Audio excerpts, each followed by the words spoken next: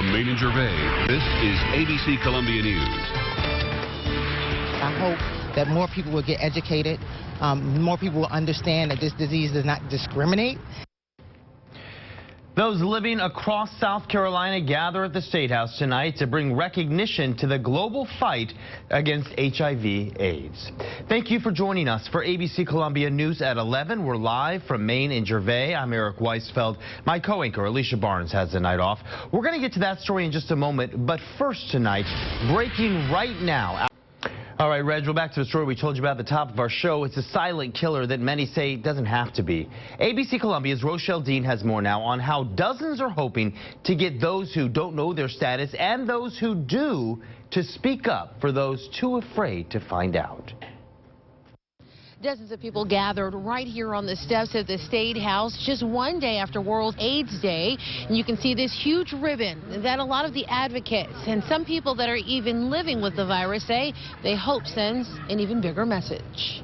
It is 2014 and no one has to die from HIV. But people still are. According to the Palmetto AIDS Life Support Services, or PALS, Columbia has one of the highest statistics for the virus throughout the entire country.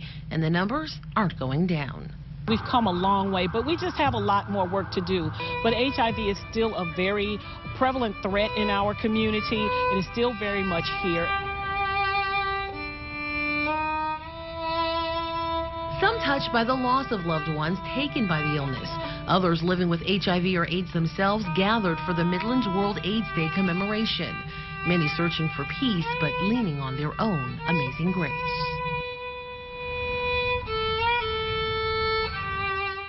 Well, that's been the incredible thing over all the years that we've been doing this event, is that people are now living with HIV instead of dying of AIDS. A small victory, but a victory nonetheless. Still, as the national AIDS symbol drapes the steps of the State House and flags blow in the wind, participants say that should not be the case when it comes to knowing your status.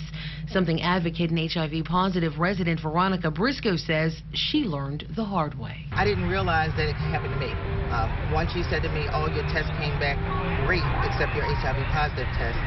And the room started spinning. That was 14 years ago. Now Briscoe says there isn't much she can't say if it means it will educate someone enough to keep them from getting it or prolonging the life of someone already infected. Either you can live with it and take this medication, or you can choose to die and do nothing. For the dozens who hope the event will deter the stigma they say is still associated with the disease and raise awareness, doing nothing is no longer an option, even if that means simply being visible.